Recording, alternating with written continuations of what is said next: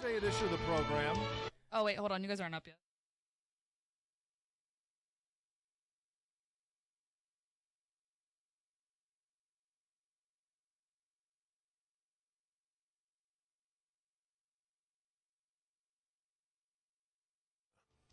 How would you describe what you're hearing in your ears? Because I just want to compare it to what I'm hearing in mine. Nope. Yep. Yeah, that's what it was originally. Yeah. I just can't hear it in my own ear. Can you hear me, though? No, and I'm having a hard time hearing you, too. It's there, but it's not as strong as normal. Well, I hope the people can hear me. Can the people hear us? Yeah. Give it. Can the people? So How about now? Madison, how do we sound? Hello. You There guys it all is. sound. There it is. Yeah, you There guys you all go. sound good over here. Oh, too much. Too hot. Went too hot. Well, what I heard at Here's the beginning. what's happening. The I heard programming is really high, and then our microphone line low. And I don't know why that's happening. Yeah. Gibby. We literally moved all this gear 25 minutes ago because We're I will inside. give them a lot of credit. They were a yeoman's effort from Gibbe and Connor. They Gibbe. had XLR cables, long, short, medium. You want it, you got it. They're underneath there. Gibbe is on his knees in your general area over there getting stuff done. Stevie has not watched Eastbound and Down yet, but I will say, which is painful, but Hurtful. I will say that he appears to be yeah, I'm with you on that, Z. He seems to be an incredibly capable Stevie. Yes. I mean, he's done a nice job. we're getting there. He's done a nice job. I think he's on like the business side of Stevie. I think he's getting an A. Yeah, feels like it. On the Stevie side of Stevie, still some work to Hey, do. C's get degrees. They do. So I think that's if we had to choose from a pure joy standpoint for our benefit, just us, yeah, we would rather have it be inverted. I want tomfoolery. A plus is the Stevie. I don't Right. care if he helps Gibby. Right, but that's where he's thriving. Yeah, he's thriving he knows who the head honcho is. Right, says it on his desk. Says it there. So he's making sure that he's loyal to Gibby. And I that's think probably is a smart play for him right now. And I think that is, we're in the dog days of training camp. Today, the last day open to the fans. Tensions are running high everywhere at the cross-country mortgage campus. Literally everywhere. Everywhere. People are sick of seeing the same people every day, no matter what their line of work is. And I think what Connor is doing here is he's saying, look, if it comes to fracases and people in people's ways and untoward comments, I want the big fella. I got the big guy. I got the big guy. I got Baba Ganoush. I got the Baba Ganoush, 48 long. Bottles breaking over your heads. No rules. You want to talk about somebody who would fight with no rules? No rules. None. Let's go. That's always the thing you have to be curious about in a fight. Like classically trained and then like hard Scrabble upbringing, but then also what do you got to lose? Right? I mean, that's the other factor. Is you have to factor what do you have to lose, and are you willing to lose it all in the fracas? And so that's when you're trying to score a bout or a potential bout, and you're looking at betting lines of amateurs. That's what I always look at is what do we got to lose here? I look at what do we have to, and who do I feel like is willing to get crazier? And the first thing I start with in a fight situation is if I feel that there is one party in the fracas that would need to be vanquished permanently. I like that. In order to defeat them, I'll usually go with that person. Give me that guy. Give me that guy.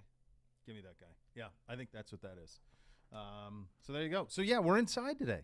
We are inside today. How did that process go for we you, were, Gibbe, we to got make the bumped. call? Or did we get bumped? But I thought we were. It was. I assumed it was rain, lightning, and no. And camp is happening. There's just some modifications to camp, and Zagura has some other obligations, and Radio Row is full today. This is the last week of Tell this. me when this show's going to get a priority from the two of you. Well, he's worried about BPA all the time. You've got engagements, other things taking your attention. All right, first of all, Stevie and I are out here on an island. I would do that engagement, just so you know. You know? Every day of the week. I know. But and I you wouldn't blame because me. I'm here. No, I'm you here would. Fighting for the good fight you for the would. people. Giving the people what they want. It's kind of funny to me because I remember somebody was on vacation the first week of training camp. And yet, here we are being grieved. We're getting some grief right here. I'm just trying to go take a late night swim and run up the stairs as I was born and have the time of my life. I'm here for this little battle royale. Nation. That's all I'm trying to do, Baco Nation. Makes me so happy. What a to see human. him. Yeah. So happy to see him. That's all I'm trying to do. I'm trying to be like the bold. I'm not trying to go out there like not Black Cobra besmirching Pearl Jam, even though taste is subjective, and at least he's forming his own opinions, but Jeez. still Wait a get minute. better ones. What happened? We're on the way back from football practice, and Corduroy comes on one of the channels, and he goes, I forget exactly what it was, but it's something along the lines of, I think Pearl Jam's pretty much just okay. And I said, get out of the car. Get out. Walk. Kindly leave. Pearl Jam's just okay? Just okay. I think you're just okay. That's right. And the thing is I don't know, like, have they become classic rock? Is Pearl Jam classic rock now? It is now. I heard it on NCX the other day. So that's Cleveland's classic rock. So that goes from – so classic rock is everything like all the way back to like the late 60s. And then does it stop when? When does it stop? Does it go all the way through grunge? Is that all classic rock now? Is that where we're at? I think it's a is big anything period, is time it period. anything before I've heard Here's Bon what I Jovi. would say. Here's what I would say. Well, that I get. And I think all the hair metal makes sense to be classic rock. Here's but what then, I don't know. When we were in the 90s, Yeah. stuff from the 70s was definitely classic rock. No question. So that's 20 years. So maybe it's 20 years. Maybe 20 years is what makes something classic. That would take you like all the way through like Incubus, That's good. right? Limp Little Bizkit. Drive? A little Limp Right. Bizkit. Come It's a on great now. song. Fantastic Great. song. That takes you through like My Way or the Corn, Highway. Right. Limp Bizkit, Corn, yeah. all of that. Twisted That's Transistor, all. Sure. That's Anybody all who was classic at know. rock. Anybody I who don't was know at if that Woodstock is. '99. That's a different. I think it's classic alt rock. Well, see, that's usually what it is. If you I have don't think one it's of the pure rock. yeah, like it'd be like alt. Is probably what it would be, alternative. But I don't know. Maybe that's all classic now. We talked about this. Like one of the beautiful things of music now, though, is that it's really timeless because the kids have no idea when it comes out. They're not buying a disc. They're not buying a tape. No. They're just saying, play this. You don't have to go get it on vinyl, brother. These little kids of mine, they're out there. Oh, my God. What the hell is the song? The guy is so annoying. Pitbull. Dial it. There's a Dolly. song that he does with Kesha from like 10 years ago that they've heard for the first time. Timber. It's going down. Yeah. They're like, oh, Dad, have you heard this? This is so great. This is so great. I'm like, it sucked a decade ago. It sucks now. Still sucks. Do not play it in the I like vehicle. that song. It was overplayed It was by about 1 billion%. correct. Yeah. It was every 90 minutes Yeah. and maybe an hour Run it back. 15 if they could push it. Yeah. So they're discovering. I'm like, this is 10 years old, you bozos. This isn't new. This is not new. Not new. But you're going to besmirch Pearl Jam? Yeah. I don't know. Like, feel- if you want to introduce a kid to Pearl Jam, what do you play? Like, what would be what you would play to make him go, oh, yeah, this is, now I got it. Better Man? Yeah. Probably. Better Man. As a kid, just because it was the one that made it onto video, Jeremy. Love Sure. Black. it, yeah. If you go way back, I mean, you got a little bit of that. Yield was great, start to finish. That whole thing's good. I just think that particular Daughter? sound, yeah, that particular sound is not one that would resonate with kids of today. No, there's an angst to it. And that's not a sound that they're hearing.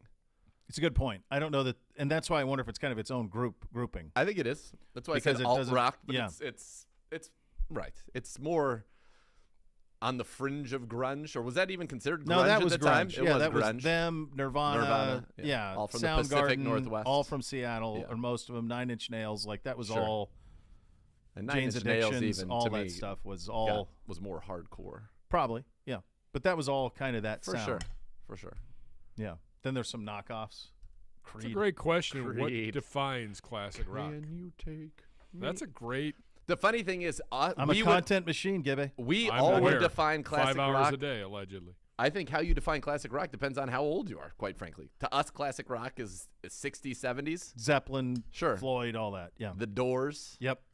even early like Aerosmith Sure. would be classic yeah, rock. Yeah. But then The for them- Animals. Ooh, love the Animals. Oh, there you go. See? Little House of the Rising Sun. Are you kidding me? That's a great song. Great song. Turns out it's Jeremy Schaap's go-to karaoke song, which I found out from watching 30 Seconds of the Best 2 Minutes of Your Life with Joe Thomas with Gibbe yesterday. I would. Just popped up in my feed. I don't know where So it random. came from, but Did you see him performing A it? descent of luminaries, apparently. There's a I mean, lot of placards. boy.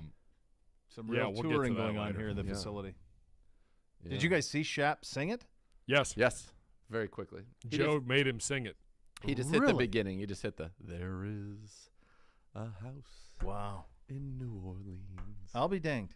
There you go. It's called. There was a time when if you were on a college campus and Jeremy Schaap showed up, and it happened on 2 different places that I covered it, that if he showed up, you were about to be in trouble. Someone was being investigated for something. You're going on probation soon, man. If he's showing up, somebody's going on probation. Somebody bent the rules. But yes, so we have that. So what is it? So we were thrown out because somebody else needed our space? Look, we're right. us. We were all set. Our radio row has a lot of things going on. Since we're today. babies, you know me. We got tapings going on. There's a lot of things. So I said, all right, I'll move us over to the Browns live tent. I believe we're doing some things in that tent around 3:00. Okay. Perfect. We'll get out at 2:53. Everybody knows the rules. Yeah. Go ahead. We'll be great. Everything will be great. I'm outside. It starts raining. Actually, quite the downpour at 12:15. And I get a call from Drew, Captain Drew. Yeah. And Drew says, hey, FYI, some things are moving around with practice today, and we're going to need to go live at 2:30. Oh, God. And now that leaves me out in the cold. Come on. Now, that being said, we're going to need to go we'll live. Are we? Are they? No. Are we even actually live, though? Oh, are they? It's live if you believe it is. Well, one of the days is coming up is live. I don't know if it's today. I'm guessing it'll be a joint practice day. I would say this, joint practices, there may be some special privileges granted to this program that no one else is getting. So I'm happy. This is the last day of training camp for everybody else, and we continue to march on. Do you guys feel sometimes like, and I missed the first week because I was on holiday, do you feel sometimes Really? that At least that changed. We were able to get off that discussion where Really? you're just merging us really quickly. You're like, yeah, well, okay, all right, fine. Not that I shouldn't take vacation. Of course, didn't it feel like this camp, like you spent a year, 3 weeks at this camp? Yeah, it was like being in Jacksonville. But I'm also 100%. It's funny because the crazy part about it is like Jacksonville almost feels like, other than the game itself, didn't happen after it was over. Yeah. But going through it was very long, and I feel like that camp as well. I feel like I can't believe we're done with fans at camp. Yeah, it's I'm over. actually kind of stunned by that. Yeah. It was both long and quick. Yeah. Yeah. Time, man. Yeah. Time's crazy. Time's and on your I side. think, and I think as you get, I don't know if it is. I think as you get older, and as Probably isn't. Yeah. time just seems more bizarre. Your perspective of time, how long things have been, how quick things go by, is wild. Years disappear, and yet months can seem like eternities. It's There's bizarre. something about this occupation too that is so seasonal. Yep. That they stack. You know, you and I talked about this before. Like when you do this gig, like I always do this with the kids. Tell the blonde, like, hey, look, I'll see you in January. Like that's you're kind of in a bunker until you're out of it. And the thing that's quite frankly, this is an amazingly fun job and all of those things, but there really isn't. We didn't have an off season. You didn't, because season is now a week longer. You have a little bit, if you don't make a postseason run, you got a little bit of time in January. But then February, you got combine. Then you got free agency in April. Then you got draft in May. And then you got mini camp. Like, where's the window? And so you churn, and here we go. We're going to blink, and we're going to be in December going 5 games left. You know? Do you think that's happening. Will we have a decision from the NFL by then? No. They're in no hurry. You stop with your horrible demands. Here's the You thing. get nothing like it, Spalding. Just because it's out there, and listen, we are talking about the Browns. It's out there. I just want to ask you one question about it. I don't want to get into a deep discussion about it. Number one, it's supposed to be expedited, okay? Mm-hmm. The only thing that is giving me any modicum of hope is that if he was just rubber stamping exactly what the NFL wanted, why wouldn't it be done already? Well, unless you're trying to prevent the perception of that. So just waiting longer Just and then for doing the it makes sake it feel... Well, then you could say that he had a real process, that I really looked over all this.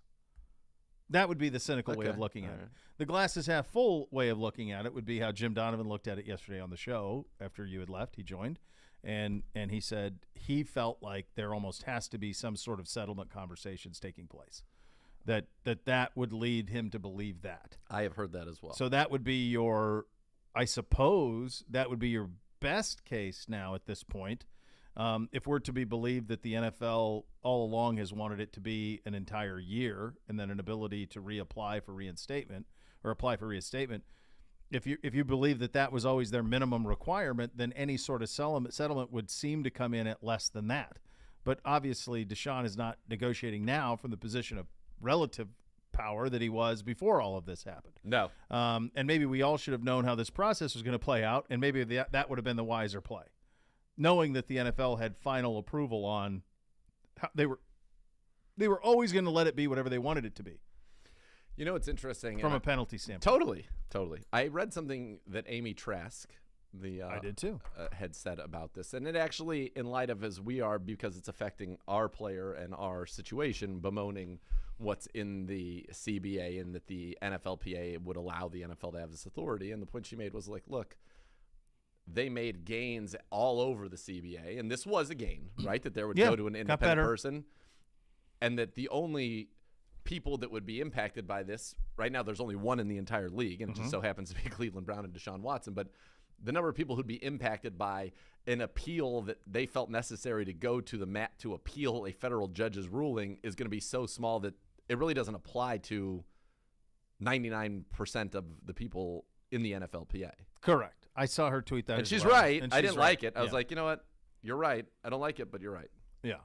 And we've been pretty candid about this entire process, but I think one thing that we've been pretty direct on is that I always have to feel like you got to remind people, like, we're talking about it because it's us, but this very easily could have been the other three teams that were in the Final Four. They would all be in the same situation that the Browns are in, both in terms of the contract they gave him and in terms of the situation they're in. And if any of the other 13 he would have deemed willing to go down this road for him that inquired about Watson, they would all be in the same spot too. So this just goes back to, my really real belief that there was a way to avoid all of this from an NFL perspective before he was even traded. And then once he was traded, you could have expedited all of that. That could have taken place in May. There is no good reason that as we sit here on now, August 16th? That's right. Some 50 days since Sue L. Robinson first heard this. That's right. That we still don't know what's going to happen. That's insane. It's ridiculous. That it could has have been sorted. Whatever it is, it is. But it's been handled so poorly at this point that it's become such a. By the way, shout out to Previtz. He said he's what's he doing? He's in the facility. Just came out to listen to our merriment. And I'm sorry that part wasn't so merry. Well, the beginning was fun. The beginning was a great time. Got everything you want there. Yeah. We saw a couple of things from an injury standpoint. We terminate the contract of defensive tackle Sheldon Day. And that's a bummer to me. You look at our room, right? You look at that defensive tackle room. Guess who was the all-time leader in career games played and in sacks? It was Sheldon Day. Now, he hasn't been able to be on the field because of the back injury, but I know that Chris Kiffin, I talked to him prior to that game in Jacksonville. They were hoping to get him back this week, and he loves Sheldon Day. I mean, he was with Sheldon Day in San Francisco on the team. Sheldon Day actually started in the Super Bowl against the Chiefs. So it's a surprise. I know we've got to get down to 85 today. I'm surprised that she sees Sheldon go. Maybe he had a setback with that injury, so they've terminated his contract. And then Elijah Nkansa got waived today, released with an injury settlement, and he was at one of the backup tackles. And our offensive line, we get so many guys in there now. Fortunately, we've lost Nick Harris. Yep. Although it has not officially been placed on injured reserve yet. Yeah. So maybe there's a sliver of hope there. That's not scores. It hasn't procedurally happened yet. And then Dawson Deaton, our 7th round pick, also a center, who was 2-time second team All Big 12 at Texas Tech, went down yesterday with an ACL. I imagine he'll be placed on our. That'll be one of those spots as well to get us down to the 85 we have to be down to today. All right, so there's where you sit at that point as you get down to 85. We'll have some more takeaways from yesterday's practice. Coach Stefanski coming up in about 10 minutes from now. We're off and running here on a Tuesday edition. Cleveland Browns Daily, 850 ESPN Cleveland.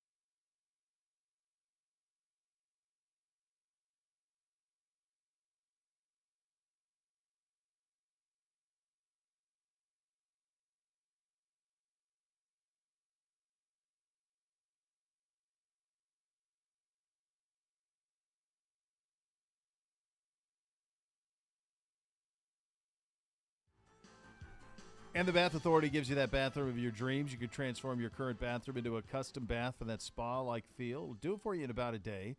They can make a reality for you for a fraction of the cost of competitors. The Bath Authority is our area's premier bath and shower remodeler. Expert factory-trained installers. Give them a call now. $500 off your next custom bath or shower remodel. That's 216-220-8399. Or go to thebathauthority.com. It's where affordability meets quality. Largest selection of bath projects. They're all made in America.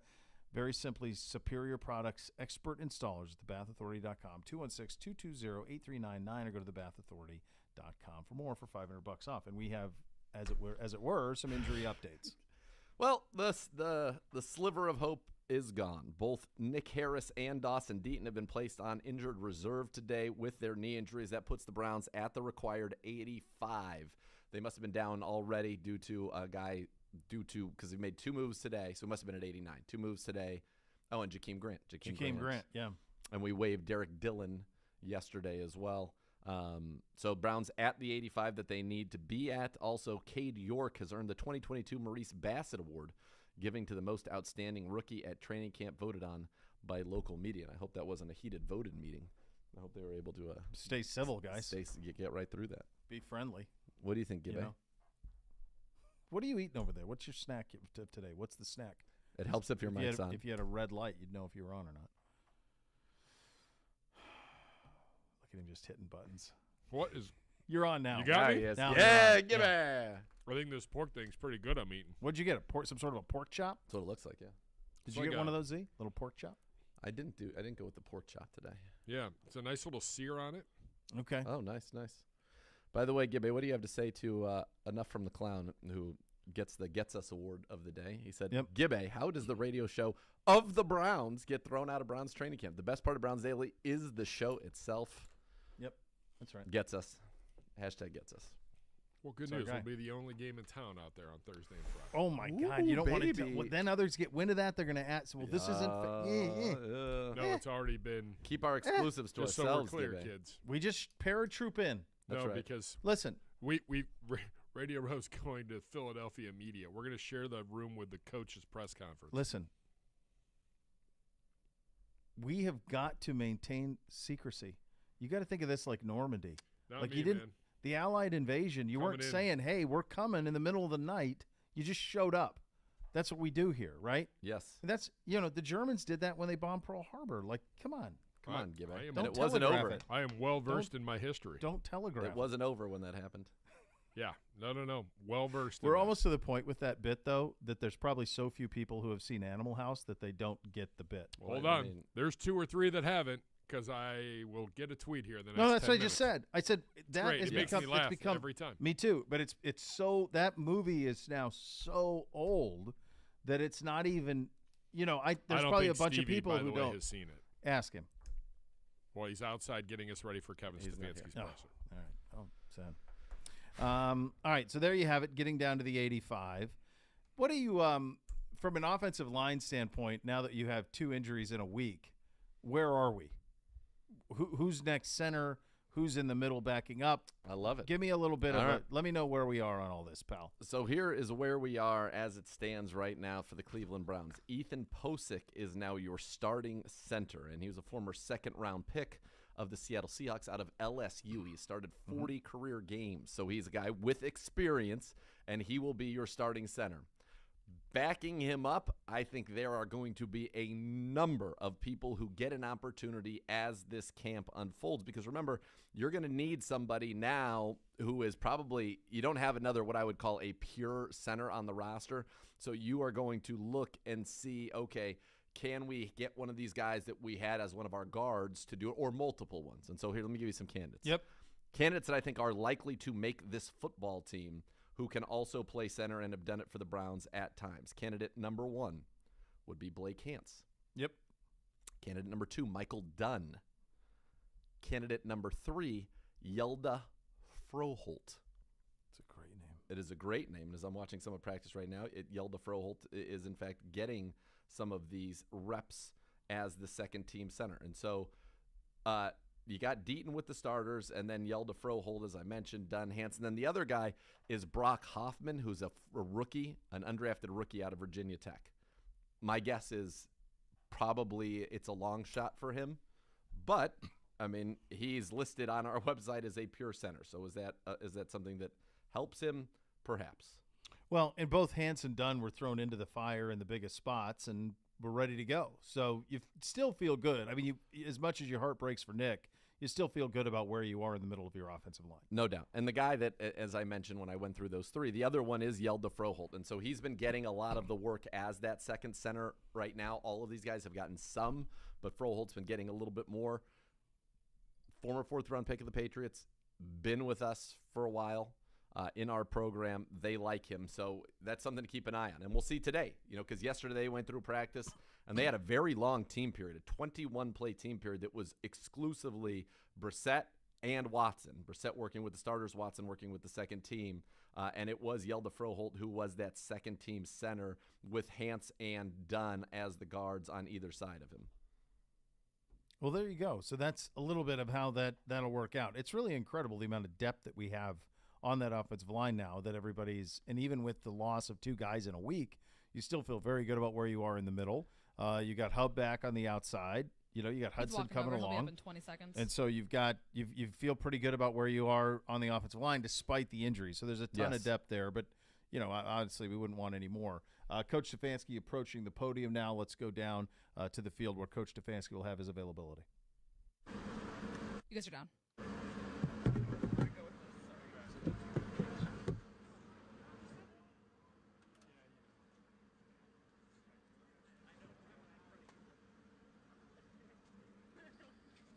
Okay, last day of having fans out here, and the support has been unbelievable, which you really shouldn't be surprised from our fans. I think every single day, just having so many families out here, so many kids out here, I think has been outstanding. Northeast Ohio, they love their brownies, and we feel it when we're out here. So I just want to say a special thank you to all the fans that came out today, the last couple of weeks, whatever it has been. Definitely appreciate their support. And with that, I'll take any questions. What's the extent of Nick's knee injury in terms of what did the MRI show? I'm not a doctor, so I'm not entirely sure. Have you talked to him since the injury? Yeah. How's he doing handling all this? Yeah, he's in there now. I've spoken to him every day. Yeah, it's hard when you're hurt. It's no fun. It's terrible. Everybody hates it. But he's a positive person. He will get through this, and we'll help him get through it. So you lose Dawson Deep yesterday. I know you love getting roster questions, but that's two interior offensive linemen that you've lost. Is that something that you guys feel you're going to need to shore up, or are you still comfortable? I think we work through all those things, Daryl. Again, see Dawson go down, really unfortunate how it happened. Feel for him as well. But with all those things, we got to just work through it. Kevin, how has Schwartz responded to his game Friday out here on the practice field? And what would you like to see happen positive for him in the two days of practice? Yeah, he's done a great job, Tony, out here. He's very accountable to himself and his teammates. So he's excited to get back to work. But I think the big thing for any of us when we, drop a pass, make a bad call, whatever it is, you got to move on. You can't dwell on those type of things. I think he's done a nice job moving on because that's part of being a receiver is moving past those plays. He wasn't able to play in the Giants practices a year ago. I mean, would this be a great time for the light to come on to him against the Eagles? I wouldn't characterize it that way, Tony. I just think he needs to get to work like all of his other teammates. He needs to get out here and get some really good work in, like we've talked about since the beginning. We saw Hartley going yesterday. Will he be back out today? He will. Now, how about Isaiah Thomas? The hand? Yeah, the hand's going to keep him out for a few days. And will Ward get in the team, or are you going to wait until you see him through individuals? Yeah, we'll see how it goes. He responded great yesterday, so we'll see how it goes today. I heard. Is that a first? Yeah, it is. Just your thoughts on camp. Yeah, I think I go back, Mary Kay, to the spring. He came in and kicked really well in the spring. I think he works hard at his craft. And that's really the big part for me with all these rookies, but Cade in particular is working hard every single day. And kick where he's working on his body or he's watching tape and those type of things. And and just understand that all these rookies, while they may flash here and earn that distinction, they got to continue to work. Sometimes it takes a while for a new kicker to instill confidence in his coach. It seems like he's working at it with you. Do you need to see regular season games before you can say you have ultimate confidence? Well, I think, to your point, Tony, I think all of our players have to have my trust. They have to trust me. I have to trust them. So they earn that on the practice field. They earn that in the games. But that's something that really is continual throughout the season. We spoke with Harrison Bryant today. Just from your perspective, where have you seen growth in his game? I know size is something you can't teach, but what growth have you seen from him, and what's the next step or level for his game? Yeah, I mean, physical growth. I think since his rookie year, I think he's put on a lot of good weight. He's got stronger. Has always had a very, very good understanding of this scheme and how to get open and those type of things. So I'm looking forward to him having more opportunities this season. You can always tell when quarterbacks like throwing to a guy, that means something. The quarterbacks like throwing to Harrison, and that goes for a lot of guys. But in particular, 88, they're comfortable throwing to him. Is Nick had surgery on the kneecap? No. Do you know if it's patella or ACL? I don't know. Kevin, I know the game's still a little off. We still have to join practice, but potentially playing Deshaun, is that a tough decision when there's some starters maybe out there and some not, or still too far off? I'd say just too far off. Is Miles back yet by any chance? He's not back yet. And is there, any concern about No. any of that? No. So if he happens to, have to miss the practices or anything like that, he's Miles. Yeah, I'll deal with it. As you can imagine, Mary Kay, deal with anything with our players day to day, but he'll be back when he's back. Kevin, we'll obviously learn more about the team with the practice and TV something, but at this point in camp, what are you most happy with, and what area or areas still need the most work? I don't know how many coaches that are happy in training camp. I think we're through installation, meaning we have put in a lot of our core plays. Now's the time where, as you get into the preseason, you practice versus the Eagles. Now's the time where you hope that the scheme is mastered by the players, and then that the skill, the fundamentals, the techniques continue to get better. Because I know it's cliche, I know it's coach speak, but you show up on that first game, and typically the teams that is playing with better technique has a good chance to win, particularly in the trenches. So we're looking for our skills to continue to develop. So the structure of the joint practices be the same as it was last year? Very similar. Yeah. And how much, we talked about this last year, how much do you stress don't fight these guys? Yeah, well, I haven't talked to the team about that just yet, Scott. Listen, we did it last year. There's ways to practice real hard and compete and not waste time. Last year, it seemed the joint practices is where Greg Newsom just took hold of that job, as I recall. So is there an opportunity to put greater emphasis on those 2 days where a guy can catapult his way and secure something based on those 2 games? Yeah, good. It's a good question. I think they're two really solid work days. So there's going to be lots of volume there and opportunity for guys to, take that leap, so to speak. So, yeah, I think there's a chance of that. And then it's always, our offense has seen our defense for 3 weeks and has seen certain coverages, certain pressures, et cetera. On the flip side, our defense has seen a lot of the same plays over and over and over again. So it does give you an opportunity to run your plays versus another scheme that maybe doesn't know that it's coming. So you get to see the guys maybe be in position to succeed a little bit more so when the defense and the offense have gotten to know each other so well. Could you refresh our memory on what your relationship with Siri and is? Yeah, I know Nick just over the years. Nick was, a wide receiver coach, a quarterback coach, just over the years, hanging out at the combine, those type of things. But I don't have a past with Nick. Any update on Greg or timeline when Greg will be able to get back in the I don't have an update, no. Pretty good? Okay. Thanks, guys. Good job, Murph. You guys are up. Well, there's one big thing in there that is, starting to stack a little bit, and we will get into that coming up next because there's a lot of questions in there. But the one concerning Miles, as you're talking about couple of practices in a row and no end in sight. Deserves a little bit of a conversation. So we'll get that coming up next. You're listening to Cleveland Browns Daily on 850 ESPN Cleveland.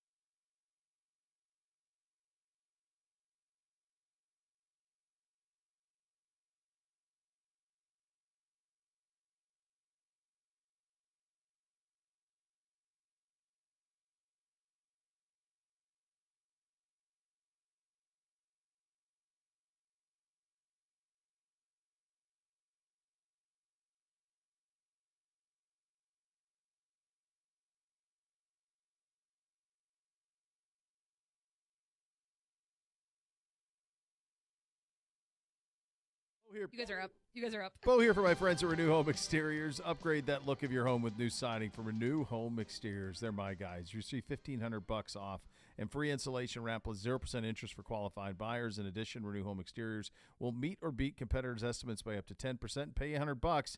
You can hear from their customers like Blake, who says, Renew did an excellent job with my roof and siding. Very professional crew, good rates, showed up on time. I couldn't be more pleased. Would do repeat business with them in a heartbeat.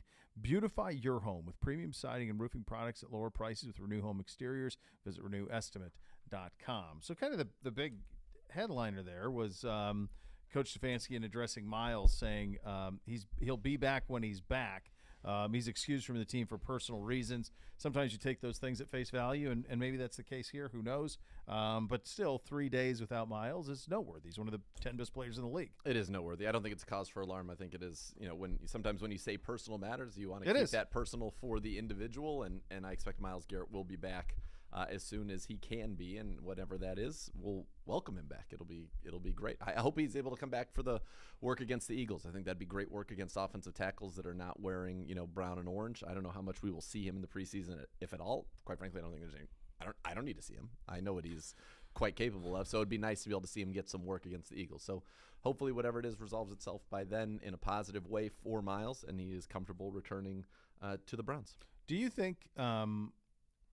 Now that we're in our second year of the 17-game season, do you think that first preseason game is the one you're most likely to see starters or some starters, and that it dissipates going forward?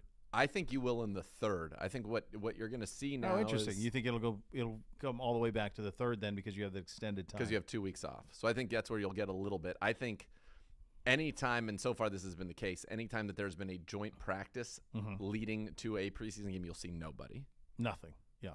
And like Sunday. And I kind of think that might be the wave of the future, is that you try, and some teams will do 2 series of joint practices, and I think that that's kind of where it's going to go. You'll get 2 series of joint practices that you'll play nobody in those games, and then maybe in the last game you will then have, kind of your dress rehearsal, because you want to go through your operation of coming out of the tunnel, doing, all the things that you would do in a normal game and getting that feel, and then getting out of there. I just think the preseason in general is one of those very, very difficult things, in terms of what is the best way to go about it?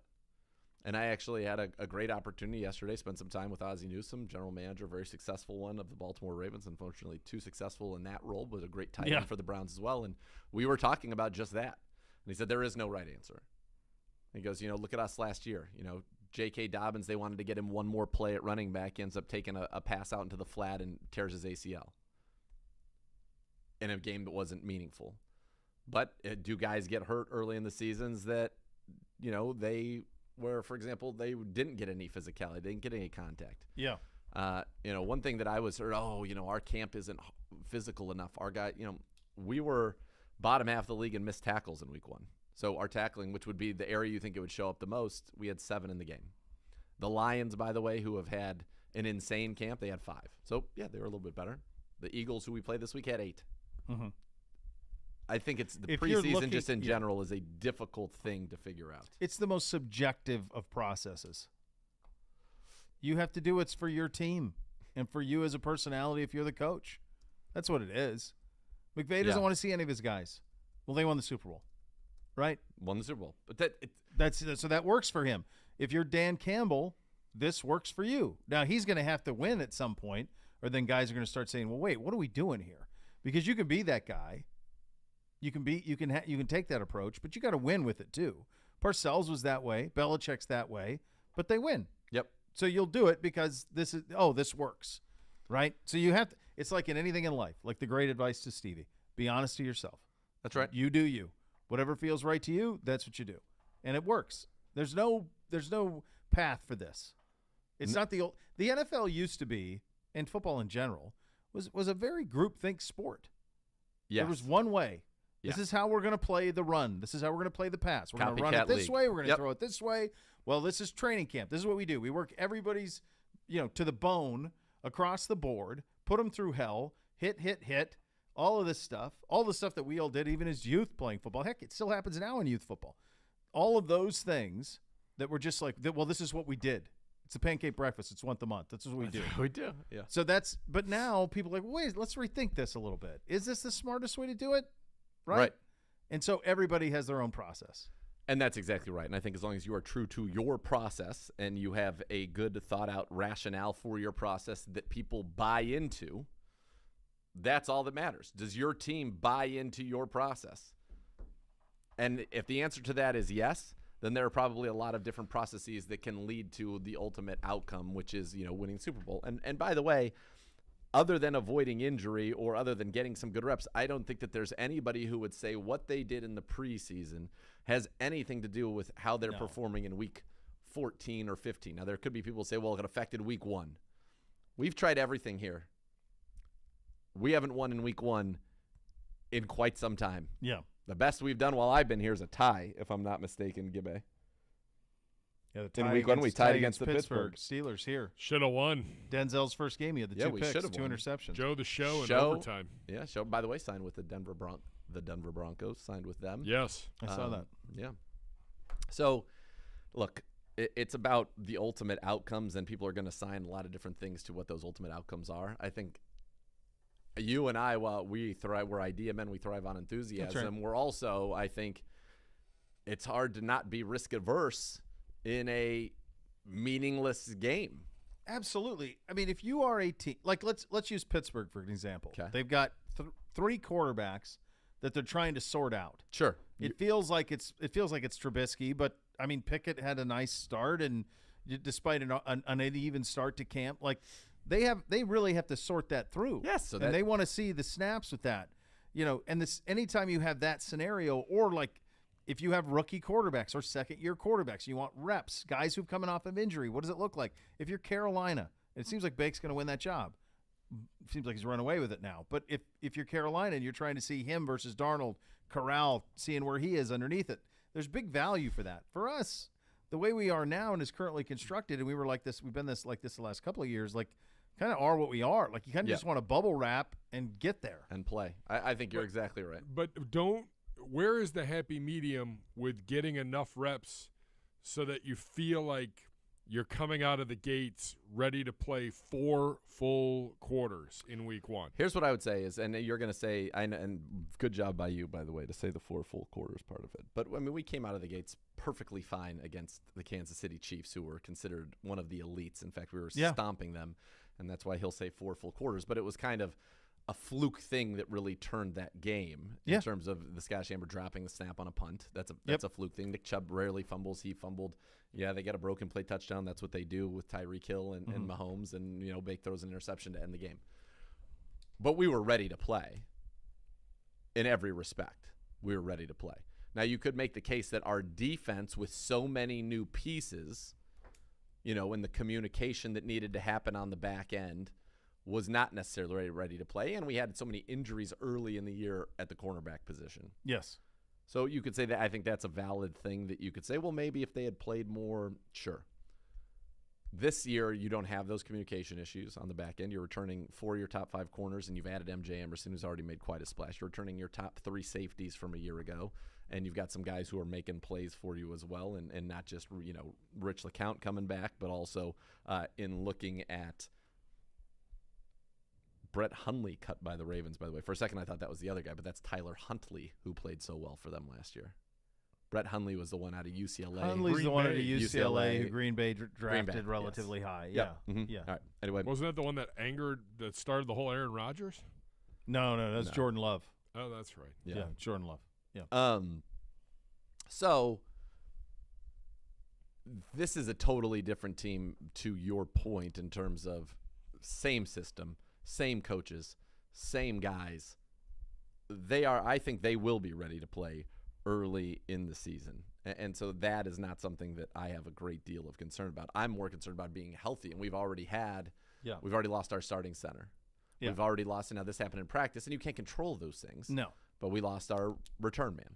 So we lost a guy that we expected to be, the quarterback of our offensive line. 2 starters so far out of your top, we'll call it 25, right? 11 on offense, 11 on D, and 3 specialists. We've lost 2 out of our 25. The other thing that I, for us that's unique was, and I feel better about it now, but, you got to get Jacoby Brissett ready to play that style of ball, right? 100%.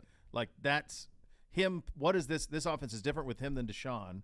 Deshaun was doing most of the 1 reps up until this weekend, and now you've got this time. And Jacoby's a pro, but now he's got to get going. Like now it's his time to get going a little bit and start to prepare for what minimum is going to be 6 and what is more likely going to be much, much longer than that. By the way, as you were describing that game against Kansas City to open the season, if you would have told me that was 8 years ago, I would have said, yeah, that seems like about 8 years ago. And that was last year. That was last year. Life comes at you fast, Coach. Really quickly. Yeah, very, very quickly. Elk & Elk Serious Lawyers, serious injuries. Call 1-800-ELK-OHIO for a free case review. Elk & Elk's a proud partner of your Cleveland Browns. We will go around the league coming up next. Get you set for this final training camp practice as well. You're listening to Cleveland Browns Daily on 850 ESPN Cleveland.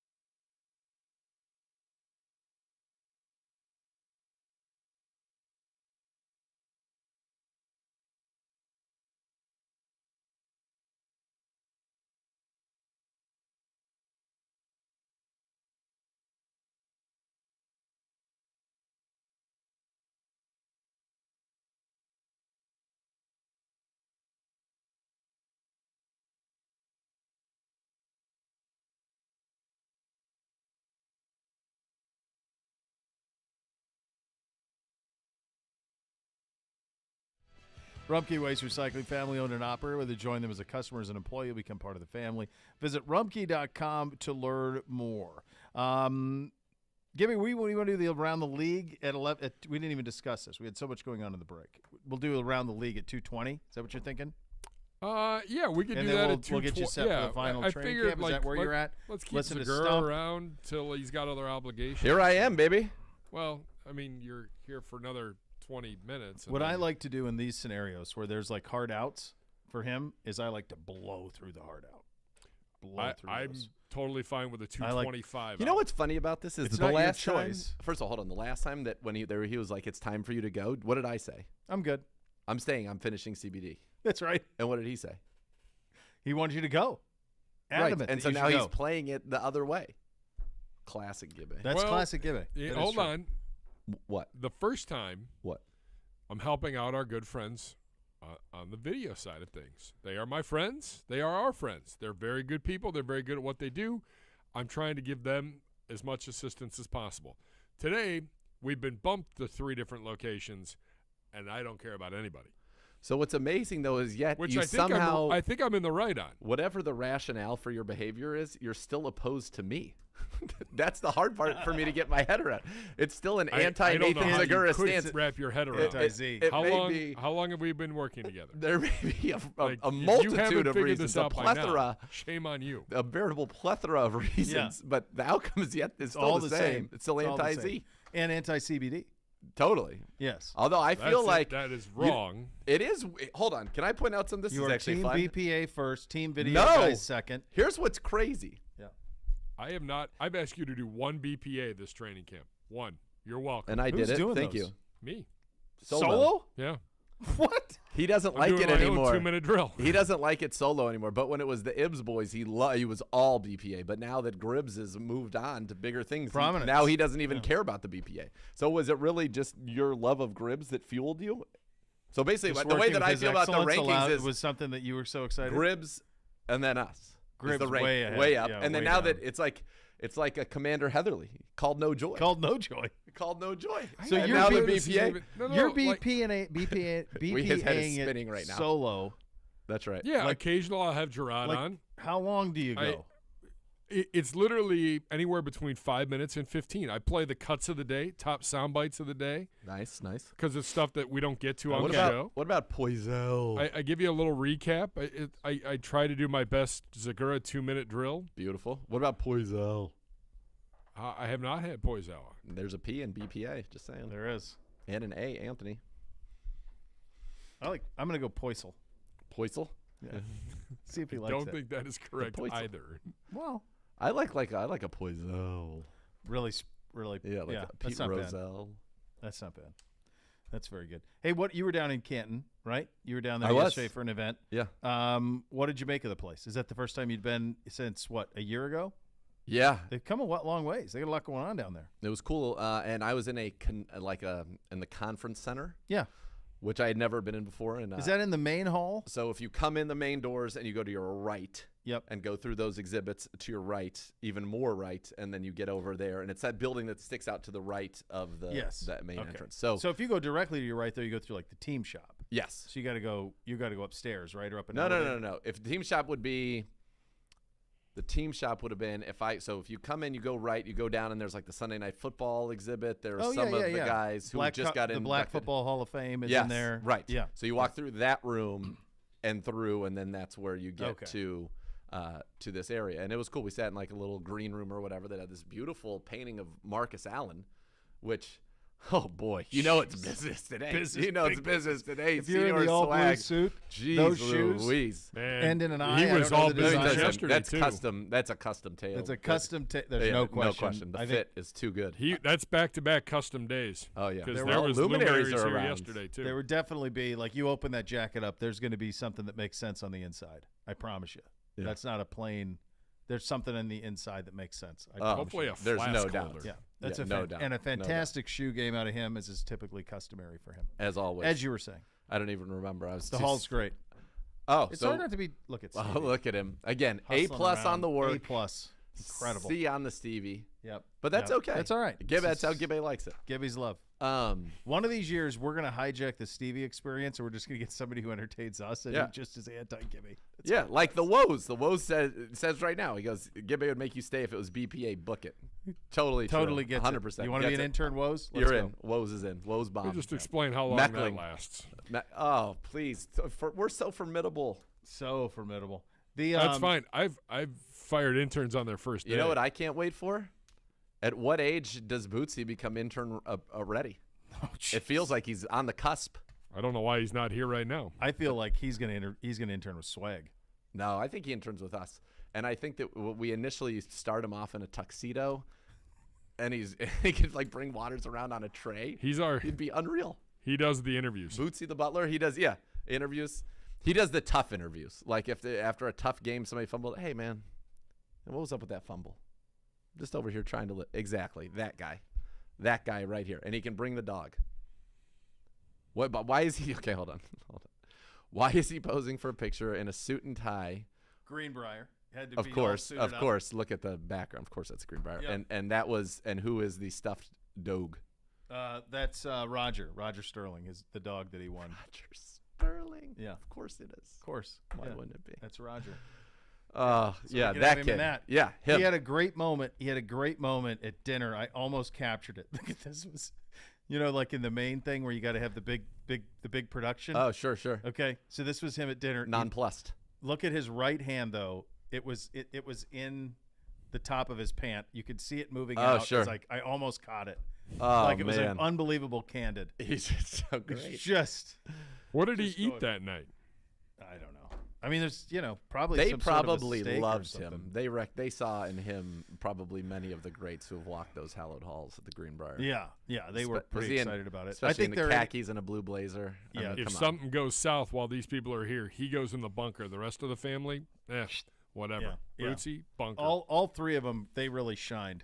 They shined in those moments. Yeah, because there were some that tried to buck tradition there, and like they weren't having it. No, Like, they if you will they not will have not it. have it. Like you try showing up for a dinner there without the tie. There was a guy who had a coat but not a tie, and they said, "I'm sorry, we can't seat you." And he's like, "What are you talking about? I'm in a coat. What are you kidding?" They're like, no, No, that's the rules. kindly leave. You can go to the How do Jerry you West not- Steakhouse, Yeah. but you can't come here. How That's right. do you? Well, I feel like Zagura would test these waters. I'll tell you what I would have liked to have So done. I Had I would have known, I would have liked to have done an ascot and seen how that would have gone over. That- I feel like that would have been okay. Have a the tie bolo? on standby just in a case. bolo.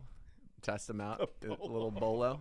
The bolo would have tested. I think the ascot they I bring think you you're right in. Right in. Yeah, bring you right in. Gibbe, I have no problem wearing suits and ties. I know you don't, but you love to test authority, Well, and I What'd am I do? not. What'd I do? I am not incorrect in this.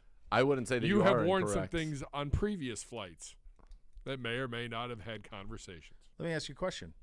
When you were in Canton, did you see the Joe Montana Mitchell and Ness collection they had there for sale? Did you happen to go through the team shop? I did not because is I a wasn't. failure on I your was going to part. be. Pretty strong. I have a lot of that stuff I'm sure you already, do. so I Yeah. didn't. But I don't. Not that you need it anymore. I don't You've need it got a anymore. full Right. slate. Yeah. I get it, but I'm they actually have a really cool like throwback. My jersey wearing of it. days are They're in the unfortunately rear view. behind me. What are you but gonna it do was with a all great those? era. I don't know. I have it's quite a collection I've got. By the way, what I was gonna say is the room where this where this event happened in the convention center is where they have a dinner for just inductees, and you can only come into the room.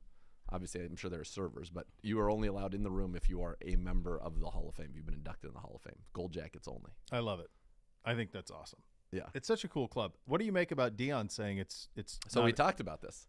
You talked about it yesterday. Yeah. Okay. Somebody asked a question, and Ozzy gave a great answer and said, there's probably been, however many, thousands and thousands of people who play in the NFL, and there's like 300 and something that are in the Hall of Fame. So it's still a very small percentage. And he says, look, nobody would be in there without their teammates, and gave some nice things. Cribbs was like, I'm still trying to get in. I'm going to speak it into existence. And so that he was going to be in. And, what I said is what Dion is really saying is there needs to be a special designation for if like the Space Jam scenario happened and we had to send our best 11 on offense, our best 11 on defense to defend like humanity. he's on that team. Like, of course he is. He's one of the starting corners. And I think he wants some recognition for, yes, we're all Hall of Famers, but I am the best until somebody ends up being better than me. Agreed. That's what he wants. So do you know how this came about? How these numbers got kind of crazy the last few years? Because they had the double class and the centennial. Peter King wrote about it in Football Morning in America this week. So Yeah. Rick Gosselin, I believe is his name. He's a longtime writer in Dallas. He proposed, he's a longtime Hall of Fame writer. He proposed, look, we've got these guys from the first 40 years of this league that are not represented. Yeah. And we got to get some of these guys in. We need to get 15 of these guys in. They're posthumous, but we got to get them in, right? Yep. So what happened is, of that centennial class, only 3 were those guys. So this was the Jimmy Johnson, Bill Cowher, the Hall of Really Good. Quite frankly, the Hall of Really Good. Hall of Fame, I don't know. Sure. But Hall of Really Good. And so what happened is that Veterans Committee started letting these guys in with this. His rule is not being used the way that he wanted it to be used, which was for, a forgotten era of the NFL. Yep. Greats who paved the way, who are not recognized because there's no one to advocate for them. Yep. Well, what's happening is it's getting easier to get in because of it. Yep. And so I think even this year's class, you look at it and you go, I don't know. I don't know that's like Bryant Young, very good, but Tony you're Baselli, never Sam Mills, like they're all really good. And when you talk about this out loud, you come across like, go to hell. Those guys were great. But it's the Hall of Fame. And so that's, to me, like, I see his point. I think here's what I think. I think he's on it a little bit. You need to at least, you don't need to be one of those top 22. You don't even need to be on the greatest 53-man roster of all time to be a Hall of Famer, because that would be so limiting. But you need to be in the discussion that at one point in your career, it is reasonable to think that you would have been. Okay? So, for example, Patrick Willis would be in that discussion. Would we send him out there as our Mike linebacker, or is he our second-string Mike linebacker or third-string on the ultimate 53? You can absolutely make the case that Patrick Willis for a while was the best middle linebacker on the planet Earth. So let's just extrapolate that a second. So I like where your head's at. For whatever we want to say the minimum number is it 5 to 6 years? For a 5 to 6 year period, you have to be the best at your position, or in a conversation of being the best at your position for at least a 5 to 6 year period to be considered. And I think if you do that, then you got it. Right. You but can even say 3 years, because I it. think that's how you're going to get. Like, Terrell Davis's run was not 5 or 6, was it? Well, that's the Super Bowl bump, though, right? Like, if you win a Super Bowl, then you get the bump. But like Kurt Warner. Fine. What I would say is, I'm in there Sunday with the boys, and I'm going around. I'm going, really? Like, he was benched with the Rams for Bolger. Now, in retrospect, making a bad decision. Sure. Then he goes to the Giants and was bad. And then they drafted Eli, right? So then he's sent again, and then he has a resurrection with Arizona where he's good. And they go all the way. Did he quarterback him all the way to the Super Bowl game? Yes. Yeah. They lost. And then they brought in Carson Palmer, and he's a great dude. Great dude. He won the MVP. He won a Super Bowl. It's big, heady stuff. But I don't. But he's never in the ultimate game.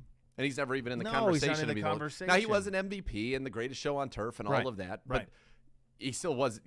Sipe won an MVP too, though. Like, it can't just be that. I agree with you. Boomer Esiason win an MVP? I agree with you. Like, you can have a one-off, Here's my point is, in this year's class, Sam Mills is never going to be in that game. Bryant Young's never going to be in that game. Baselli's never even going to be in that game, because you got Munoz and you got the Hoff. And you could go in Willie Rofe, Orlando Jim Pace. Otto. There's those guys from forever For sure. Made 10 All-Pros, So that, to me, should be more the criteria. Like, at a point in time, Calvin Johnson fits that bill. Would Calvin Johnson could be in the game as a starting wide receiver? Absolutely. Yeah. But that, to me, needs to be more the criteria. And that's why, like, next year, the only 2 people that really I feel like, should get in. Actually, I'll tell you who should get in. Like, if you were doing the ultimate 5, given people's eligibilities next year, Revis, Hoff, both of those guys can make that case that you'd want to make. Devin Hester needs to be in the Hall of Fame because he's the greatest returner who's ever lived. Yeah.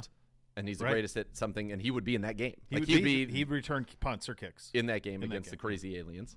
So you've got those 3. I still think Patrick Willis deserves to be in, so that's 4. And then maybe that's all you have. Or Zach Thomas is right on the there. mix. Andre Johnson is also right there. Andre Johnson, for a while, would have been considered the receiver that you'd put in that game. Now, Torrey Holt's got tremendous statistical accumulation, but you're never saying, okay, in the top 10 receivers of all time, like, is Torrey Holt in that conversation? And you don't have to be there permanently. That's an ever-evolving list. But at some point, it needs to be that you would be in that type of thought of. I agree. And that's where it needs to be. And not like really good. Listen, I was a 49ers fan. Bryant Young was good.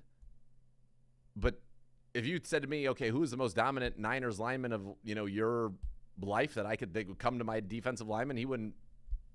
The first person I would think of was Charles Haley.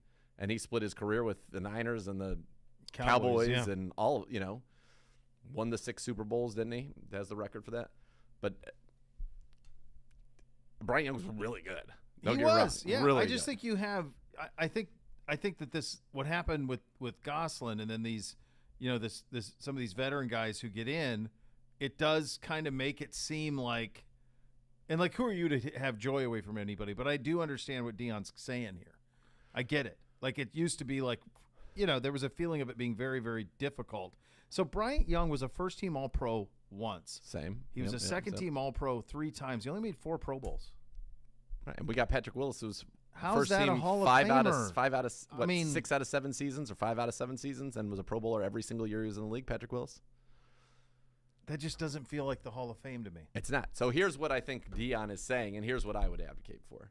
You've got your Hall of Busts, but it's just like Top Gun. This is the elite, the best of the best. That's getting to Top Gun. But there's only so many names that are on the plaques for being truly the best of the best. And so I think what he's saying is, let's have everybody's in the Hall of Fame. You were truly great, right? Mm-hmm. Or really good in some of these cases. Yeah. But then there's like the top wing that is, here is the best ever, and you can do 2 or 3 at each position. It can be voted on, and it can change every year. But they have their own wing. Here are the best football players ever at their respective positions. And so you'd have, and it'd be some fun debates, right? You'd have Peyton Manning. You'd have Joe Montana at the quarterback position.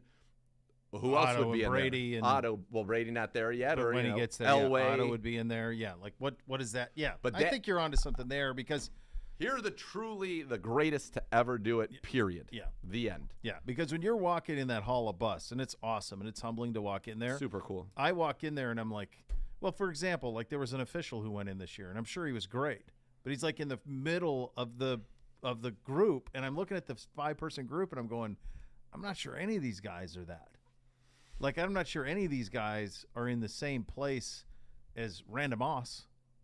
And he's a couple of years previous. Like, but that's why they need so to there have needs to be a difference. That one upper wing where you go up and you go, okay, this is, Mm-hmm. and that'd be a cool thing. Vote on it every year. Unveil the ultimate team. Yeah, and then those busts are in a special level every single year. Yeah, that would be cool to like just see all of those like set out like almost like a roster, like the first team Hall of Fame offense and the first team Hall of Fame defense, like those busts set up on a wall like positionally. Yeah, that would be cool. I think you're onto something. Yeah, I like it. Criticize that, Gibbe. I dare you. By the way, Nana's hurt. She should be. Why? Hold on a second. Hold, please. Nana has said, she has spoken. She said, bad Gibbe criticizing you all the time. And especially for my dress code. And in fact, the thing that I got in trouble for, we were flying to Florida. It was supposed to be casual. Here comes the spin. It was casual. Mix-a-lot.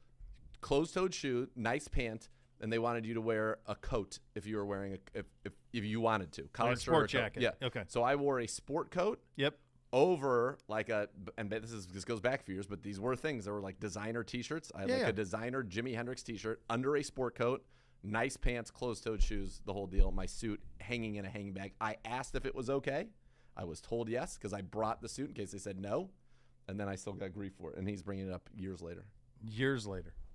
You got grief because it had the image of Hendrix on it, or was it? It was. I guess the shirt wasn't formal enough. But I literally asked as I walked by. I said, "I have another shirt right here that I will gladly put it on. But it's I fine. just want to be all on the same page there, buddy." And they said, "No, you look You're great. Good. You look great. And I had a blazer on and everything. It was like kind of money."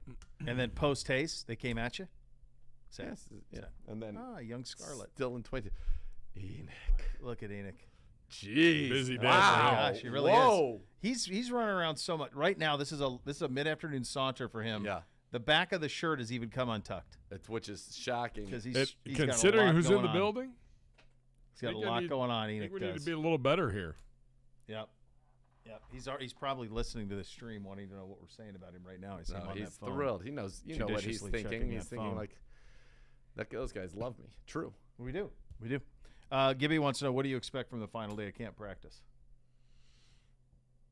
It feels like it's going to be a fairly light day. I think that they're looking at this as kind of, almost a walkthrough. I'll be curious to see if they're in pads or not. I think it'll be kind of a lighter day. You get a day off, and then you're focused on. I think this is going to be in some ways almost a preparation day for.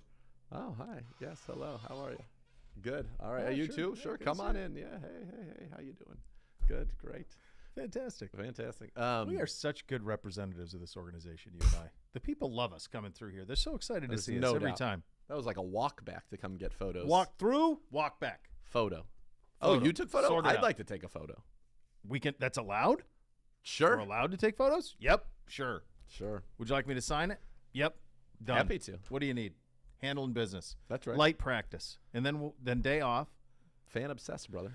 And then ramp it up on Thursday. That's what I think. With the Eagles. Yeah. I think today will almost be kind of a but I'm not sure about that. I don't know. Do you know if they're in pads today, Gibby? I believe shells. So there you go. Yeah, exactly. Shells today in preparation for Thursday. Yeah, that's what I think it's going to be about. When did the NFL go from was that 2 CBAs ago where they said, look, we can do shells a lot more than we're doing them? It's been a while. It's pretty much been. It really feels like it's been since I've been around. This is my 10th training camp, but I still think I think that's kind of been the common. Yeah, that we don't need all that stuff, and away we go. All right, so we got to say goodbye to you. No, do you have obligations? And look at Gibby, just staring down the. With me, the whatever. I mean, whatever, man. Whatever. So last time I tried to say, and I'm like, I'd like to finish the show. No, go. Get out. What are you guys doing there? Kindly leave. Just hang out, talk on a microphone. That's right. Look, we're at a point, honest to goodness, like this is where we're at. This is where all of this is. Get the Eagles in here. Yes. Get the Eagles in here. Let's see how this team responds to playing somebody else in terms of a lot of ones and ones. What's that look like? That's interesting. This is now a full transition into a Jacoby Brissett-led team. That's right. For the next 3 weeks. So that's for the foreseeable future, that's the way that's going to look like. Keep everybody healthy. Yeah. Take care of your people. Coach says this all the time. Take care of each other out there. Take care of each other, right? Have each other's back a little bit. So that's where we're at with this thing. I think we addressed like the center situation about how that's going to play out. We have so much depth there that it's going to be okay. I'm curious to see what they do at return here as that's this goes along. Mm-hmm. Yeah. And I think they need another receiver. I do. Might be in a minority, but I think they need another receiver in here because I think we're dangerously thin at that from a proven standpoint.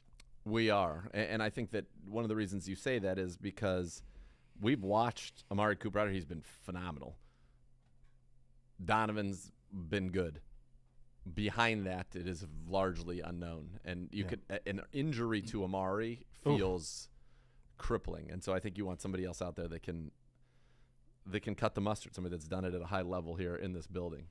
I was trying to think. I don't. It's funny. Like my context with NFL players, a lot of times is do they play on a team that I follow or like, or have I ever had them in fantasy? So I've never had Amari Cooper in fantasy, and I don't really follow those teams. I was just curious, like. How many times has he had injured seasons? Not many. So 2017 was like 8 games or something. And then 2018, it looks like it was a little. Let me see games. Here we go. He has led the Cowboys or tied for the lead in touchdowns every year that he was a member of the Dallas Cowboys. Yeah, the whole time he's in Dallas, he plays it. He played, really all the way through. I mean, he played 12 games in 17. He's played. He shows up and plays. Yeah. That's the deal. So you're good there. You feel good about that. I do feel good But I do think you need to add a little depth to it. Same. All right, brother. Good seeing you. Likewise. The great Nathan Manana. Yep. Still to come. You'll hear from Stump Mitchell. I'll talk a little bit about the run game and a glut and wealth of talent at that particular position. We will get to that. We'll go around the league as well. MJ Emerson. Plus MJ Emerson. Yeah. On the program as you return. Go ahead, hit your button. It's 2:30. I think MJ Emerson and you're good. Weekend warriors for garage cleaner outers. We're University Hospitals, the official healthcare partner of the Cleveland Browns, and your hometown team of experts for sports medicine, heart and vascular, everyday care, and more. And we're we're here to keep you at your quarterback rushing. Here we go cheering. Fire up the grill because it's game time best. We're University Hospitals, and we're here for you. Going to school every day is now more important than ever. Even if your child is learning remotely. Missing just 2 days a month reduces the chances of graduating high school by 89%. The Cleveland Browns Foundation is a founding partner of the Stay in the Game Network. Let's cut Ohio's chronic absenteeism rate in half. Let's raise awareness, supply academic necessities, and fund engagement opportunities for students to thrive, like athletic fields, mentorship programs, and parent communication tools. The network partners with 16 Ohio school districts, impacting more than 110,000 students. Take action. Visit sitgnetwork.org.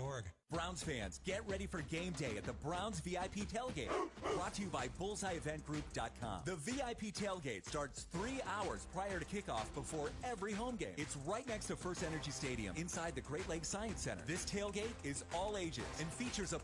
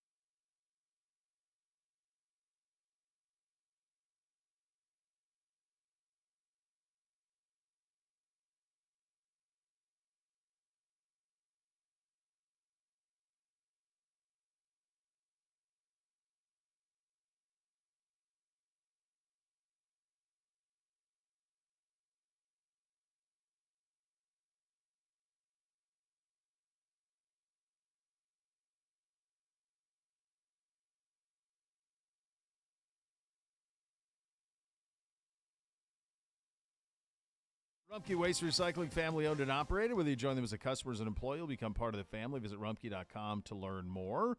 As we embark on our final, well, we're embarking. It's happening. The final training camp practice of this season is taking place right now here at the Cross Country Mortgage Campus. The running back room, just an embarrassment of riches. The man in charge of it is the legendary Stump Mitchell. Let's have a listen. I thought he did some good things. You're done. Turning the ball over, which is one thing we did, but he had some big plays for us. Scouting department knew he could play. I think we got a good guy, especially the round in which we got him. Well, unfortunately, I don't think anything has been kind of fair for Dimitri because he is that tweener. He doesn't get a chance to spend enough time at receiver or enough time at running backs, and I think he's getting slighted. He could play both positions. So we're glad to have a guy like that. Unfortunately for him, like I said, injuries happen, and he's the first guy we moved to that position. Well, right now he's healthy. You know, he's hungry to play football. So if he can stay healthy, he'll be ready to perform the way he's performing hopefully better. I don't think any of the running back coaches Kareem has had, including me, being number one, has gotten the most out of Kareem. He's a physical, talented guy, but we got to get him to play within I have to get him to play within our system, and then you all have not seen the best of Kareem by no stretch of the imagination because of the type of player he is. I mean, he's an aggressive player. He needs to be just a little more patient, and then he can be the best in the league. No, hell no. We haven't seen the best of Nick Chubb either. No. Nick's got to be a little more patient. He's got to attack defenders. He's got to make the field longer. Those are things that he's working on, and he's catching the ball starting from the spring and running routes a heck of a lot better than he's did in the past. So we'll see more from him. Well, I'm happy to be back. No question about that. I miss being out there. This is what I was born to do other than play it. So I'm extremely happy. I think we got a great team. We didn't accomplish the things that we should have last year. It's a new team now. We got to move forward, and we got to accomplish the things that we're capable of doing. It's no question we're very talented. Now we just have to make it happen. No, I think he's playing to be the best that he can be. He's practicing to be the best that he can be. And I think our system allows those guys to be the best in the league. We do a great job of running the ball, but we also do a great job of our play action fakes and all of that stuff.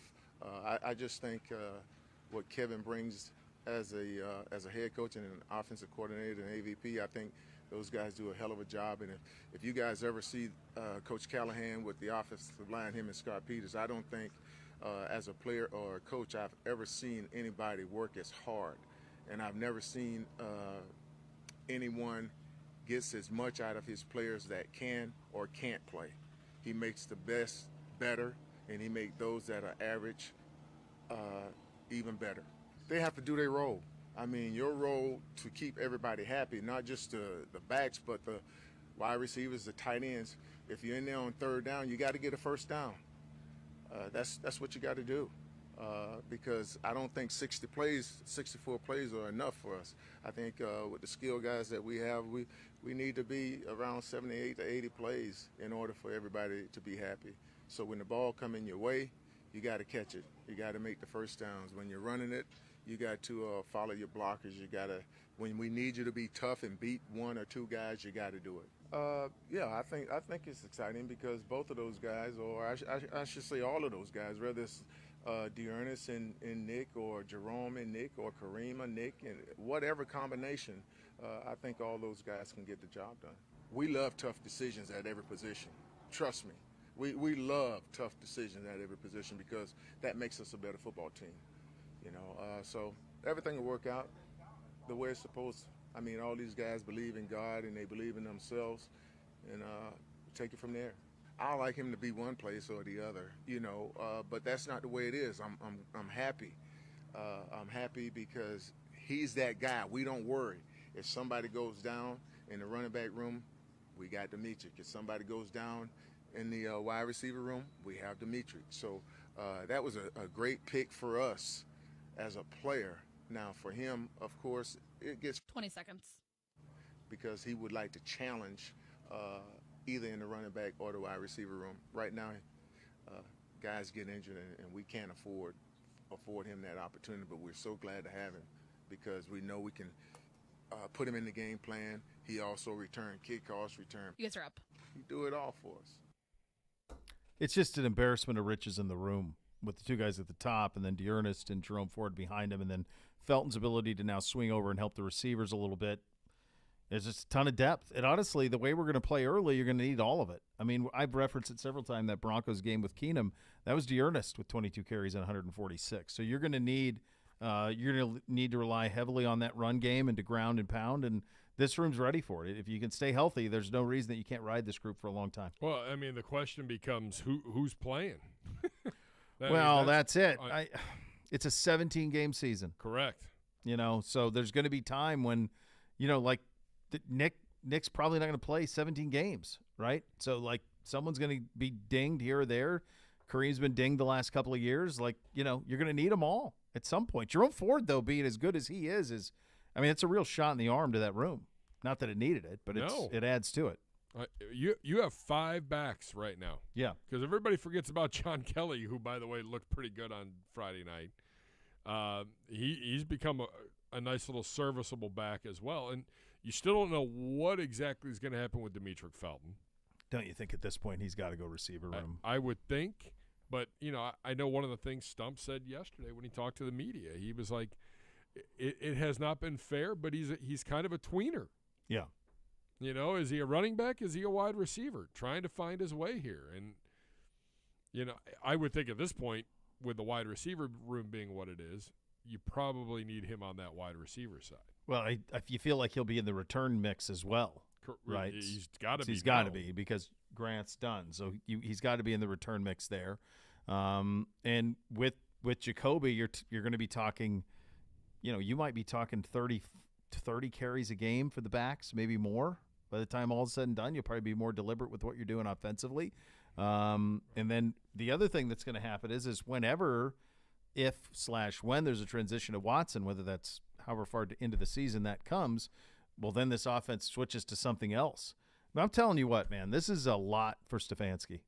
Just from a schematic standpoint, it's all his offense, but it's 2 very different ways to do it, depending on who the quarterback is. And if there is something where Watson's eligible to return somewhere down the road, 10 games, 12 games in, something like that, how do you flip what you've been doing into that? Also predicated on him being great right away, even though he hadn't really played football in a couple of years by the time he plays. It's a lot to juggle. There's a lot on the plate right now for Coach Stefanski. Yeah. Not that he's going to complain, but it's the one position that has an embarrassment of riches. It is, and that's why I wondered, because you know how I feel about the receiver room, and I like the guys in there. I just think you need another guy. I think Schwartz's inconsistencies are real, and he's great. He was in here in the spring. You love him, but at some point the easy ones have to be easy, and you need somebody else you can really count on there. Amari's been played a lot in his career. You need a full season out of him. Donovan looks great. You need Bell to step it up, but to me, there needs to be another guy in that mix somewhere, a pro. And whether that's when I look at the running back room, I go, well, is there an opportunity there maybe for a trade? Because you have, it's kind of too much for that room. Yeah. That's especially if it can help you at other positions. Absolutely. That you need. Absolutely. All right, one position that we have no need, and very similar to running back, is certainly that of cornerback. Nathan goes one-on-one with MJ Emerson coming up next. You listen to Cleveland Browns Daily on 850 ESPN Cleveland.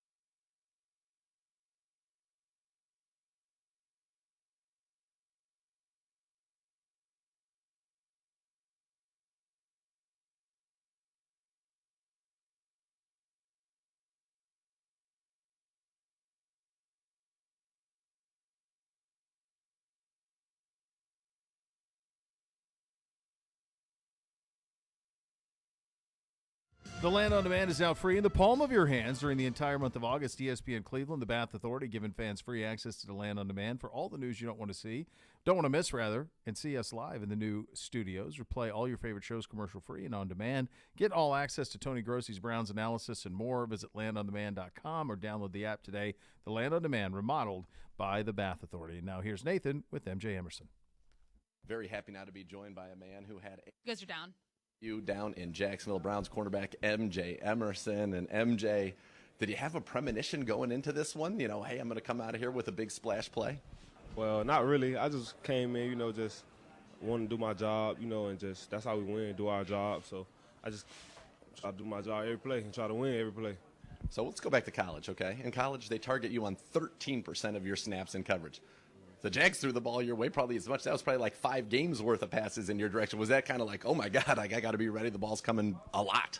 Yeah, I'm very excited about that. Being in this league now, I know I'm a rookie, so they're going to target me, until I get myself established. So that's fun. I get to have fun, and actually just play my game. And a lot was made. You had 1 interception in college. Well, 1 game here in the NFL in preseason. You got that interception. What was going through your mind on that play? Walk me through that play from the alignment to the ball being in the air and then the ball being in your hands. Okay, coming up to the line, it was second and 5, I want to say. Second and short. Probably 30 seconds left on the clock. I know they probably just want to, get some yardage, probably not take a deep shot. So really just winning my leverage, honestly, kick stepping, playing on top of the route, and just doing my job, honestly. Just staying on top of the route. I watched the quarterback throw the ball, so I was planning on breaking it up, but how I was on top of it, so I was able to slip when I seen the ball thrown, so I was able to get my hands on it and make a play. So you grabbed it. And then you took off, and then you saw a guy from the great state of Mississippi, the running back from Ole Miss, said, yeah, Mississippi State, here's there, a little stiff arm to him, and then you were gone. Yep, Hail State. Yeah, I gave him a little stiff arm, and, I wasn't getting caught at that point. Did that help being? I know you were a receiver in high school, and you looked great, very natural in the open field. Was that some channeling back, playing as a kid? Yeah, it felt great because, coming up in Pop Warner, my signature move was a stiff arm. So, in my home state, everybody know me as a stiff arm guy, so. Yeah, it felt good doing that, getting the ball and being able to do that move again. Did Snoop Conner come up to you after the game? Nah, he stayed far away from me. Exactly. When's the last time you scored a touchdown? High school, man. It's been some years. I want to say probably 5 years. Yeah. So when you were going and you're like, all right, you're in the clear, you knew you were going to you veered away from the one guy that was in pursuit. Were you thinking am I going to celebrate? Did you even know what to do once you got there? It's been a long time. Yeah, I just wanted to make sure I scored first, and then I haven't scored in so long. So, in college you can't celebrate. High school you can't celebrate. So I gotta find a celebration if I score the ball more. So yeah. Listen, I think we'll all be happy for scoring the ball more for the Cleveland Browns. I want to go back. You do have one celebration when I watched your college tape with your DB coach Jeff Howard that I know the seatbelt strap them in. Okay, where did that come from? That's more of a PBU celebration, but seatbelt is just when you get in the car you got to strap in. So I'm strapped. He locked in. Yeah, that's where I come from. First of all, I love that. I think that's a great little celebration. I think hopefully we'll get to see more of that this year. What was it like, though, after you scored? This is the thing to me that I think stands out and makes it so cool. You're in a very competitive room. You've got a lot of talented people in there, a lot of people who want to be playing football, right? And you're all very good. There are only just so many snaps to go around. And yet when you scored, you can tell how tight this room is, how much you guys like each other and support each other. When Herb got his pick later on, you guys are all going bonkers. What's it like? Why are you surprised by that camaraderie, that brotherhood in there? How does that come? Not really. I'm not surprised. I feel like that's chemistry, and that's how a team should be.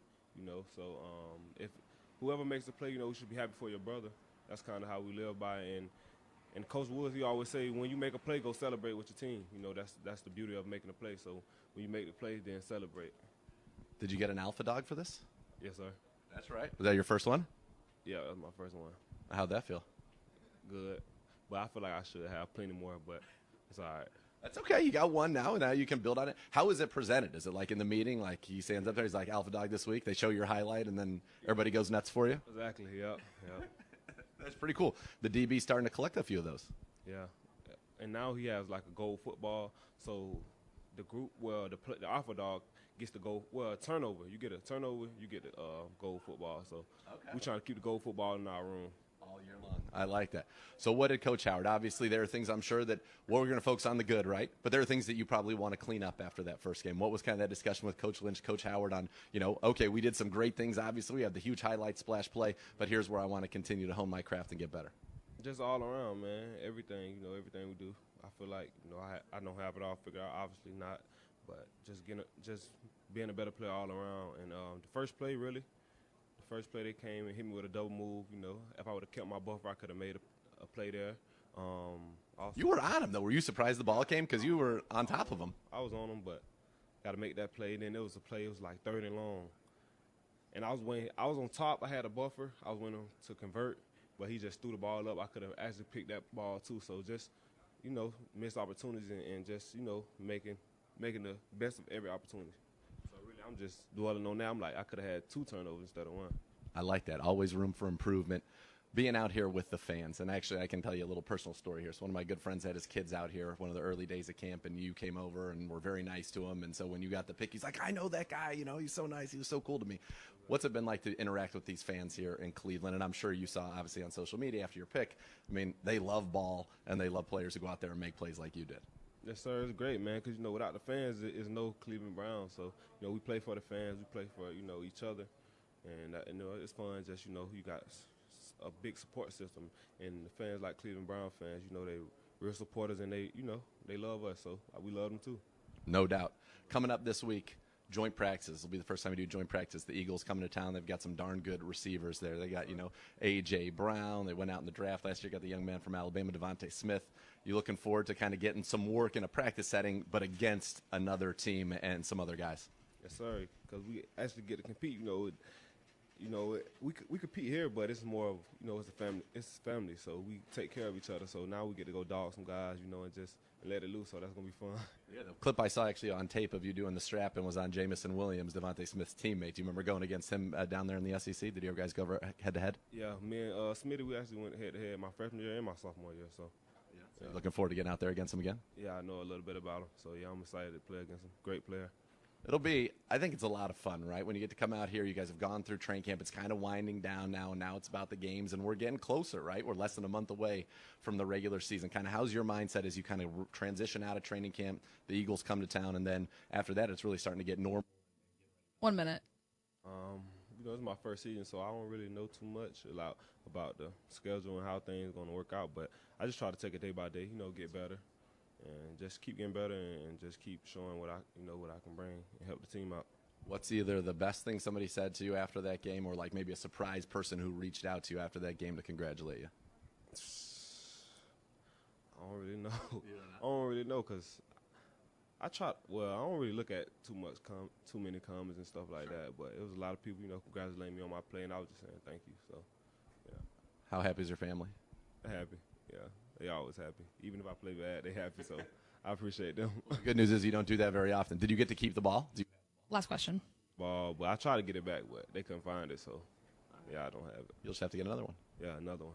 Exactly. In regular season, yeah. MJ, you're up. That's on that big interception, the touchdown, and next time we'll have a celebration, and we'll get you another one of those balls. Yes, sir. Thank you. I feel like Dr. Richard Kimball. You find that ball. I don't you know how find that ball. Come on. It wasn't sold out. No, someone's finding that ball. You got to find that Where's ball. the ball? Yeah, come on. Do 1 minute. Do the guy a favor. Let's get MJ his ball. To give you guys a kind of an idea of where we are going forward. So practice will finish up today. Off day tomorrow. Eagles here Thursday and Friday. Game Sunday. So just an idea of kind 30? of where we are as this week progresses. I should remind you, training camp is underway. The Browns 50/50 raffle is now open. The Browns mobile app is where you can find it, browns5050.com. Purchase your tickets. The raffle ends on Sunday, August 21st. Don't miss your chance to win big while supporting the Stay in the Game Network and shoes and clothes for kids. The next level's coming up next. Thanks for listening, everybody. Cleveland Browns Daily, 850 ESPN Cleveland. You've been listening to Cleveland Browns Daily. Good job. You guys are down. Good show. ESPN 850.